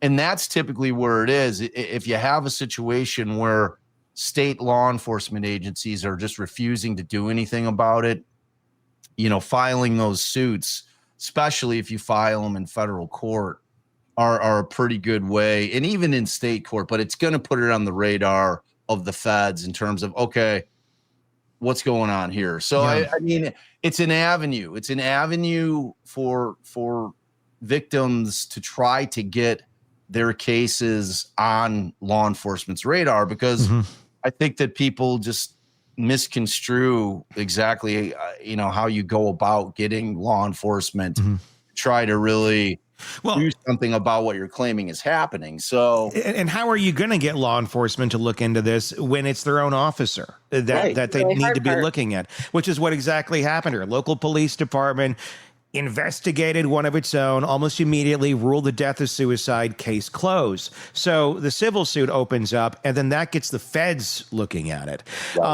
Ultimately, we go back to a medical examiner ruling this as suicide. Now, the medical examiner, it's not the officer. It's not Michael Farwell. It's not the one who ruled it as suicide. A medical. So another person has to be involved in this process. How the hell did that break down so much, where the medical examiner is saying, yes, this is a suicide, despite when they look back later, oh, wait a second, her bone's broken in her neck. There's signs of strangulation. There's all this other evidence around that point to it not being, but somehow somebody checked that box right when it took place. How do we get to that place? And then why is there no accountability for any of this? Because it clearly looks like, well, somebody along the line either made a really horrible judgment call on the death, or there was a reason they made that very horrible judgment call. And it wasn't because of their judgment. Yeah, no, I think that in the situation with the medical examiner, when you have an ME in there doing an autopsy and there's a potential that it could be ruled a homicide, more often than not, you're going to have law enforcement in that room during the medical examiner's autopsy. And typically they're giving the ME information about what the scene looked like, what they discovered at the scene in terms of if they're going in there and they're saying, okay, well, there was a length of rope strung from, like whatever they would have claimed that she had hung herself from, some kind of thing, or a belt, or, whatever they're claiming in terms of how she committed suicide, which obviously had to have been hanging herself, right? Because the strangulation part of it from a doorknob, right? Right. Whatever the case may be. You can't hang yourself. It's like, what? Yeah. The whole point is that your fight or flight reflex can't be, used in terms of, okay, I'm now sitting on the floor, I'm choking to death, I'm going to stand up because my body's going to make me do it. So that doesn't work, right? I mean, that's why people hang from a height so that the feet can't touch. That should have been a red flag for any ME. But the best I could guess, if it's from the just completely whiffed on the cause of death from the ME's perspective, is that they were fed information by whatever cop or cops were sitting in that autopsy with them during the autopsy. And they're like, all right, well, I want to rule it out, self-harm. Yeah. And if it's the other thing, then that's a whole different thing. Right. And I think that there's an interesting piece to that too, because just as Farwell could have groomed and did groom Sandra Birchmore, could have groomed the medical examiner. 100%. Could have groomed, not necessarily in the same way, but they were manipulated, I guess would be more of the correct word to use in that sort of a context. But if it's a small town, everybody knows each other. The cops know the medical examiner from many other cases here and there. You're rubbing elbows all the time. And if you're the medical examiner and you're not twisted and you're not the one that's thinking somebody is going to be, skewing this for their own weird, dark murder plot that took place here, you may be thinking this person I've been working with for years seems to be a nice guy. Maybe had lunch with him, maybe this or that. We see him around. You're not thinking that they'd be doing this sort of thing. You're not walking in with that expectation. Just the same way, 14-year-old Sandra is not thinking, this guy's going to try and sleep with me. The same way any young person, same way I, at 14, 15, didn't think the guy that wanted to go take me to have McDonald's had any sort of other intention than being a radio person and wanting to take me to McDonald's. Until you learn later, oh, these people have other fucked up intentions. So that medical examiner, it doesn't always necessarily mean nefarious. It means they have a rapport with their coworkers, and this happens to be their job. Right. Yeah, it's easier to see that way than. But why didn't they look at the facts? I guess that's the thing. It's one thing to just go and say, well, they said this, but when you look at if you actually look at the evidence of her, you can see it. Why did they just gloss it? Well, they said it's this. Well, maybe it was this. Is it? You're a medical examiner. There's certain things that can be explained, and there's certain things that can't be explained. Yeah. Feels like a cover-up is what it feels like. At the end of the day, it feels like they were protecting their own. It's a cover-up, but who's all involved in that cover-up, I guess, is a question. We know Farwell allegedly was, but was the medical examiner, or was it exactly that? Just really sloppy work and going along, well, my colleague over here says this, well, I'm going to go with that. I trust them, and blah, blah, blah, done. Evidence be damned. But that's what I'm saying. Like that thing where I'm talking about during an autopsy and there's a cop in there. Yeah. It's your cops. Yeah, you are going to have that rapport. Yeah, you are going to have that relationship with them. And, you're not necessarily, as the medical examiner, going to be challenging facts that they're telling you. Farwell went in there and he staged the thing to look like it was that she had hung herself. I mean, a medical examiner isn't going to say, well, that sounds like bullshit based on what I'm seeing here on the table and what you're telling me you found there at the scene. Like, that's not their role. Well, and does the MA even have knowledge to look at a scene like that and go, this seems fishy? Not that I'm aware of. Typically, I mean, MEs will show up at scenes for sure. There's no question about it. And I think probably more often than not, if it's a scene wherein they're eventually going to be taking the bodies from the scene, the ME will show up. So in this case, I don't know if the ME ever showed up. If they went there, did their investigation, and then I would have assumed that when they decided to bring the body, like typically that's when the ME would come. Yeah, is when they get the scene processed, the medical examiner then shows up, or the county coroner, whoever it is that's dealing with it, and then they'll. But I don't know if they're going in and examining the scenes. Yeah. That's just more of an investigative detective type work. And if those people that are doing that are the ones who perpetrated the crime, that's where you're. That's how you see how this can happen. So I don't know. And I think it probably varies from jurisdiction to jurisdiction in terms of what MEs are doing. In terms of I don't think that they're going in and necessarily, but they might be because it's helpful. They should be, they're a different breed than the cops. Like we should be able to rely on medical examiners because they're supposed to be completely unbiased and objective in terms of determining what the cause of death is and the mode of death. Look at Ellen Greenberg. I mean, there's a prime example of, wait a minute, this is supposed to be somebody who is, number one, a doctor, correct? Right. Yeah, I mean, your checks and balances go out the window when it's a good old boy system, which seems kind of like what this was. Well, they say it's this. Yeah, you're right. I believe. Like when the one's not, because at the end of the day, the medical examiner didn't do their job. They did not get to the results that another autopsy got to. Right. And that's simply you didn't do your job. Right. I mean, are there any sort of consequence? I mean, I know there's probably not, and there usually isn't for many of these cases, but professional consequences a police department can face or the medical examiner can face when you got a federal investigation that proves that it actively ignored or covered up the evidence in the case other than Farwell, who we know has been charged, but the other ones, well, you're giving up your ability to be a police officer for the rest of your life because it turns out you were pretty shady in this whole passing the girl around thing.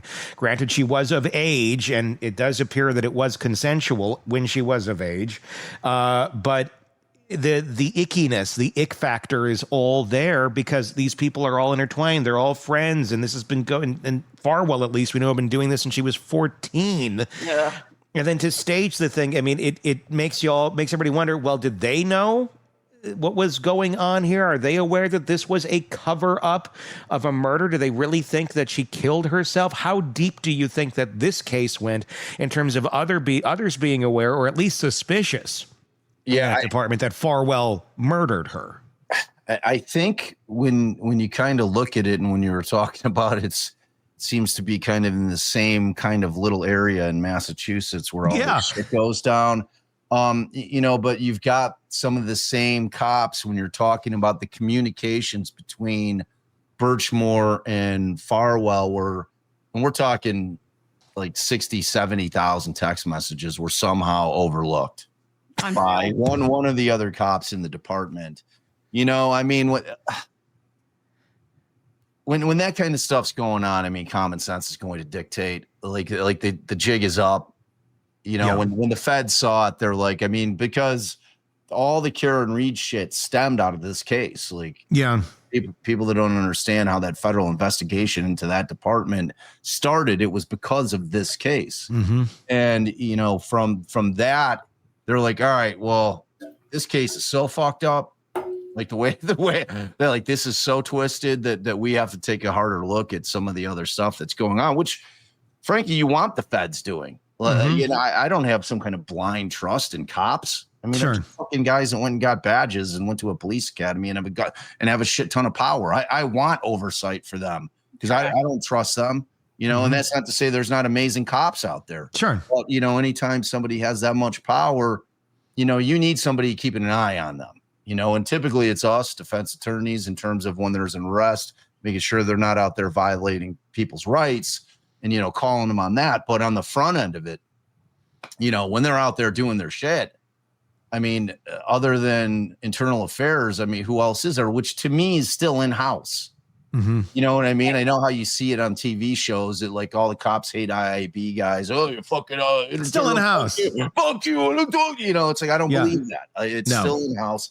So I like, it's hard to say. And the other part of it is that you've got these police unions that are fierce. You know, it is really hard to fire a cop. Yes. You know, it just is. So, you know, I mean, they have to really, really fuck up in order for them to be discharged. So, you know, as far as the medical examiner, a lot of times they're elected. You know, I mean, the county coroners are always elected, at least they are in our state. MEs, I think, could be fired and obviously if they've been hired. But in terms of kind of like trying to figure out where it fell apart in this case, I mean, there's all kinds of people to point your fingers at. When checks and balances disappear, you do end up going down the conspiracy road because people are conspiring to cover something up. Yeah. And I think it's like here, it would have been after the fact. I think, you know, initially Farwell was probably just, you know, doing this shit on his own accord. You know, maybe like you'd have to think, dude, some of his other cop buddies that were in the program with him were like, dude, you're kind of fucking being creepy. Yeah. With this chick, but unless they're all being creepy too. Exactly. Well, but again, there's so much pressure within the ranks that even the good apple who's sitting there going, I don't like what I'm seeing. They may be so fearful of the process of the shit that's going to go down if they, you know, raise their hand and say, I'm not okay with this, because so many might be corrupt in the department that they're outnumbered. Yeah. 100%. Like not only is that maybe, that's absolutely the truth. Yeah. And sometimes I imagine some of those folks feel like there's this corruption everywhere. I'm one of the good ones, and they need some balance in here. They need some good people in here who can do what they can do within their power while still trying to keep their job and be able to be accountable for what's going on behind the scenes. You know, some people just trying to endure it like that. It's always interesting in cases like this where then you have weird behavior that goes on, like, you know, phones and things like that being destroyed or deleted or gone.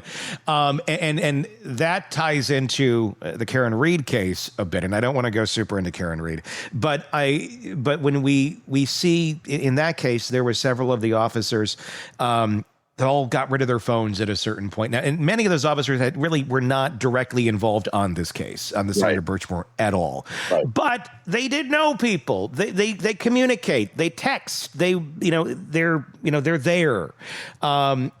So, you know, you're texting your buddies, your colleagues, whatever about stuff. You know, someone who may be involved in that could be texting stuff back and forth to people who are not on that case, but still wearing a badge. That's what I always suspected about that piece of that puzzle when we're talking about the Karen Reed connection, was that they're like, what are they getting rid of on their phones? And does it have anything to do with this case that we're talking about over here, which at the time was Karen Reed? It made me wonder, like, is this like there's a lot of shadiness here? So I'm going to guess there's a lot of things on these phones that probably connect to far more cases than just the one at hand, and that they may have a vested interest in getting rid of because it will be unearthed because they were going to look at it for this case. Well, you may not find the evidence for it on this case, but you may end up opening an investigation to something else because of what you find on it because of that. Well, and keep in mind, how stupid are you? I mean, you're in law enforcement and you think just destroying your phone is going to take care of everything? Can we have an intellectual test here? Because if that's what you think, you're not very good at your job. You're not paying attention. I mean, you're 100% right. But the reality is if you destroy the evidence, you've destroyed the evidence. Yeah. If think about it from the perspective, if you're a cop and you know that your carrier after 30 days is Good point. not going to be able to produce the actual messages themselves.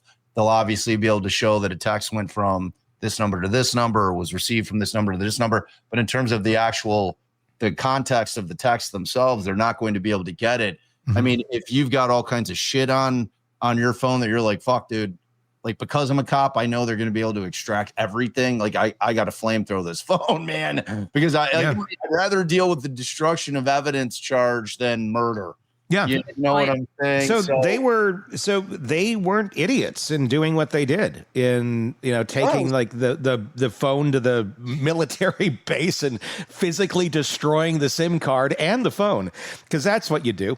Yeah. I mean, it's yeah. I mean, at the end of the day, it is that it's a lesser of evils of what they know they could be up against once they realize that the heat is getting a little bit too close. Thank you for that, because I didn't see it that way. Yeah, I mean, it's and it could be your way too, though. You know what I'm saying? I mean, like, every cop doesn't have to be a criminal mastermind, but you would think baseline that they would all have a pretty clear understanding that you're going to be able to extract everything on that phone. But like, to Tony's point, talking about kind of like the broader scope, where everybody's like, oh, well, this is why all these people in the Karen Reed thing were acting so fucking weird and deleting shit. And where if it's cops, it could have been anything. I mean, we talked about it at one point in terms of, maybe affair, whatever. But when we think about it in terms of in relation to what was going on with Birchmore and potentially other cases, especially cops that are texting one another, and if they're like, oh man, that was fucked up what fucking Farwell did, where they're making, like allegations of knowledge that they knew. So, I mean, you're going to fucking get rid of that shit, dude. Yeah. Because that can incriminate them, not just on the level of, and that could be true of a very innocent person who also is fearful and isn't saying anything. I'm not saying it's right or wrong that they didn't. I'm saying it's wrong they didn't say anything. I am saying that. If you do have knowledge of this, you should have fucking spoke up. But if you didn't, but you were doing it for fearful, I have more understanding. It certainly doesn't make you as bad as the perpetrator of the crime itself. But you got some accountability there. And you'd be facing that accountability if you didn't do the right thing out of your own fear. You still could face those consequences. So getting rid of that stuff, everybody's going to act in their own self-interest at the end of the day. 100%. I mean, people always do, I mean, that's just the reality of this thing, is that people are always going to be in acting in their own self-interest, but more importantly in self-preservation mode. Safety, security, and prosperity. That's what everyone's going to always be acting in their own interest for. That's how people work. That's just how we operate. And it's sad. And that's why when you think about this Birchmore thing, kind of on a bigger level, it's really hard for me to believe that within the program itself, that these other cops that were working that program didn't know what was going on. But like you said, it's like there's certainly allegations that Sandra was passed around, between these, which to me is just so disgusting and horrifying, man. It's like, it's such a breach of the public trust. It's such a breach of their duty. It's such a breach of their authority. And it's like, again, when you think about the grooming side of it, it's, I always tell people on my show, I'm like, I get the sense, because I'll be reading the chat, and I'm gonna get the sense that you don't really have an idea or clear understanding what grooming is, and just how deeply these predators can get their claws into these kids, in terms of, because it's like everybody thinks, oh, a kid's gonna say, oh, creep, I don't take candy from stranger. It's not how it works. No. They ingratiate themselves with these kids. They create this trust, and and it's a slow process. Yeah. They're not going in there immediately trying to get sexual with these kids. They're building that trust in that relationship long before that happens. And then when it happens, these kids have this misconception that this person loves them and cares for them. It's terrifying. It's terrifying. And look, I mean, I'm thinking back into the 90s when I was like in junior high. I remember there being some teenage girls that, came from kind of rough homes, were certainly seeking out some sort of figure that was going to be stable. And I remember we were like, 14, 15, 16 around that point in time. We couldn't drive. So it'd have been like, in that age range. Yeah. And I remember some of those girls being like, I got me a man. Yes. And he's 20 or he's in his early tweens in college or he's early 20s or something. I got me a man. You got yourself, like, with them, like, shaming the other girls who were dating the other 14-year-old boys. It's like, I got me a man. And this is open conversation. Yeah. And guess what? None of those children who are in this circle of discussion are looking at that going, oh, you're being groomed. Right. Maybe today they would be. Maybe there's more awareness to that. We didn't have To Catch a Predator. Dateline wasn't about all this back then. Right. Maybe today there'd be a little bit more, you'd hope, but I don't know that there is. Because every single one of us who were not being groomed in that moment, we're just like, well, that's a weird relationship. I don't know, like, how this 20-some-year-old man is relating to you, but it was just accepted. Like, oh, she's dating somebody. She's dating an older man, and she's 14.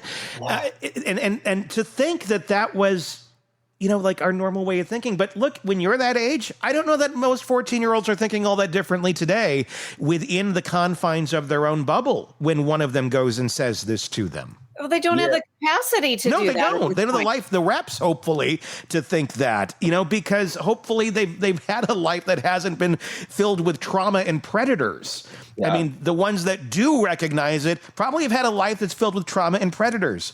Or dad had them start watching To Catch a Predator at a very young age, and they're able to look at this shit and go, I'm one of those dads. I know. I was just going to say it's you. Yeah. Or an older sibling. Or an older sibling, yes. It's like my older daughter, like she went to the same school as my 12-year-old's going to, or they're now 13, same middle schools, knows the same teachers, so like she's kind of she's a bit of a watchdog in terms of my youngest.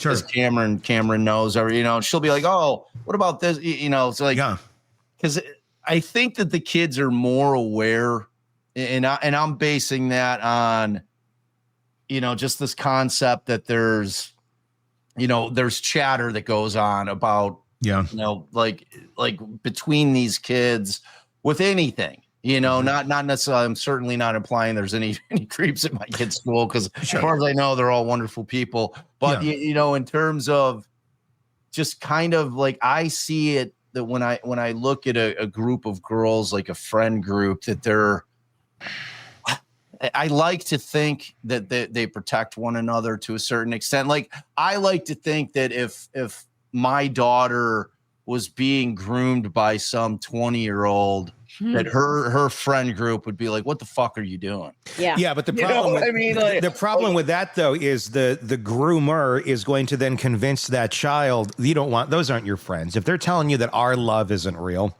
And there was fucking songs about this in the 80s, and like, look at Benny Mardone's Into the Night. She's just 16 years old. Leave her alone, they say. And the video's about this creeper coming into this girl's window, and father's chasing her out, and this is popular music. It's been like celebrated for so long and normalized in weird ways, and we normalize it in weird ways too that are very different than that it was back then. But there's certain ways that we just normalize this unhealthy behavior, and then I a lot of the girls, I hope, would stand up and say, whoa, but nobody wants to admit they're wrong, including children. So when children are being met with, oh, this guy's creeping on you, and this is really not right and not appropriate, the first reaction from a young girl that's being preyed upon like that is probably typically not, oh, you're right, I didn't see it that way. Right. It's more like, fuck you. Right. I love him. He loves me. You're just jealous. There's strength in numbers. There is. Yes. And like the other part of it is like these days, especially like kind of like we're out a little more rural. We're not quite as urban. So, there are rather large friend groups that exist, and these kids are all like, all up in each other's shit in terms of what boys they're talking to, with Snapchat. It's like the ability to be able to communicate with one another, I think, is helpful in kind of tempering that particular situation. Because back in the old days, say in the 80s and 90s, when we were talking about, we didn't really have that type of ability to be able to communicate in a group to where even if one of your friends is like, hey, yo, that's fucked up. Like, I don't know why this guy's talking, in the group chat. Yeah. Going to make you more aware where they're just, and they can locate each other. They just are way more involved. Yeah. I have this concept that I think that there is the real power and strength in numbers for girls that age. And, it's my rule. I tell all of my daughters, I'm like, I never want you going anywhere without a homie with you, at least one, preferably more. Yeah. So but I hear what you're saying. If the groomer's so deep in to that point where they've already formed a relationship, then you got problems. Yeah. You know what I mean? Then I'm talking more front end when friends see something just fucking off going on. I like to think that most kids, because we've drummed it into their heads enough through school and just through living life, that look, there's fucking creeps out there, and you need to be hyper attentive to these creeps, and you need to be aware when they're doing things that seem innocuous or innocuous on the front end, but are really very devious in terms of what their motive is. You've got to put them on high alert for that, which sucks. It sucks. It's like I lived a very different life as a child in terms of kind of like innocence and being able to go out until whenever the street lights came on, and my parents not having to micromanage where the fuck I was and what I was doing and who I was with. Those days are long gone. Yeah. And it's there's just a lot of bad people out there. And I want to hit one more point on this before we wrap up, because the DNA test obviously came back. It shows Farwell's not even the father. Dude, what the fuck? That just blew me out of the water. Now, does that fact, and I know I'm going to throw it out there because I want your answer. Does that fact weaken the prosecution's case, or does it simply just remove one potential motive to reveal the deeper, more sinister one here? I think it plays the opposite. I think it strengthens the case, because the fact of the matter is like this was completely unnecessary. If the true motive was not to just hide the fact that he was in a relationship with a child and going to face whatever is going to come with that, but the fact that the real motive was to hide the fact that he had a child with her, and that. Because you know what I'm saying? Completely. His mind, it's that part of the case where I'm like, are we pretending like fucking people didn't know that this guy was like molesting this girl? I think a lot of people were looking the other way. Yeah. Well, that's the screwed up part. I think a lot of people were just like, well, she's of age now. Yeah, they started dating, because they'll say something like, use a safe word when they were, and then the people will look back in their own world and go, well, my grandparents got married at this age and that age. Well, that's kind of, and that will be rationalized. They will rationalize grooming and all of this shit. Yeah. Because people don't want to look back at their own world and go, that's kind of fucked up where I came from. Yeah. So with all that being said, with the not being his, are we ever going to find out whose kid this is? I mean, she's dead, so it's not like she can get court orders to force paternity tests on all these men that she had been sleeping with. Can a court order come into, can we run a paternity test on everybody in the department? Yeah. That's the fucking thing, right? I mean, that's a really interesting question, because I have long thoughts on DNA collection, and I'm always concerned about law enforcement misusing it or, abusing the power that they have with IgG and those things. And, as much as I think there's this thought process that they'd love to have every single fucking person in this country's DNA on file. It stands to reason that we should have every fucking cop's DNA on file. I agree with that. You know, it's like It's part of the job. It's like, you want to do this? You're going to be held to a higher standard because you're a police officer. So because of that, yes, some of the rights and freedoms that the citizens out there enjoy, you don't get. But you also get to carry a gun and tell people what to do. So it's a trade-off. Yeah, you have huge power. Yeah. So, I mean, the only other way they could do it, T, is if they're going to do it surreptitiously. Yeah. You know, they're going to sneak around. Go find somebody eating pizza. Yeah, they go, look at that fucking pizza plus that guy left. Oh, Hear him in this shit. Yeah. That guy. Yeah, I mean, I would think that there would be some kind of push to try to figure out who actually impregnated her. Now, I mean, I have no idea what Sandra was up to outside of this relationship with Farwell. I mean, because he was fucking married. Well, we do have ideas because there was 3 other people who admitted to having sexual relations with her who were all officers. So we have some of an idea what she was up to. God, dude, it's so fucked up. I would think at least those 3 who can't be cops now for the rest of their lives have to take the test. And if not, maybe somebody should be looking around for their fucking pizza boxes. Exactly. And maybe we should figure this out and then gather everybody together, make them think they're going to a big old, party at Buffalo Wild Wings, and then suddenly Maury pops out. And guess what? Who's the father? Take all their half-eaten chicken wings. Exactly. They're like, here we go, everybody. Maury Povich is showing up for one final appearance in Canton, Massachusetts. Mark your calendars. You know what? In light of all the failure on the front end, it's the least we could do for Sandra Birchmore. It is. That type of investigation needs to take place on the back end because everybody failed her as a child. So I'd love to see that. And it would make for great content. I would love to see Maury show up and do this at a Buffalo Wild Wings as well in Canton. I think that would be... It's a winner, dude. It's a winner. Yeah. You have other special appearances by other people that come in oh my God, Proctor's here today. What's going on? Yeah. And in no way am I saying Proctor is the father of Sandra Birchmore's child. He's not saying that. Not saying that. It's just a special appearance. It's, it's just the greatest hits of all of the shit that went down over there. Yeah. Good times. That's going to wrap up. Wild Wings. Going to wrap up this episode of Hidden Killers Live. Be sure to let us know your thoughts in the comment section on YouTube if that's where you're watching us. Be sure to press subscribe wherever it is, whatever podcast platform you are currently listening to us on. Hit that subscribe button so you don't miss any of it. We come to you live every single Monday through Friday. 10 a.m. Central is when it starts on YouTube. And then, of course, you get the content right away as we put it out. So thank you for tuning in today. Let us know your thoughts. Hit subscribe. For Bob, for Stacy, for Todd, I'm Tony Bruschi. We'll talk again real soon. Want more on this case and others?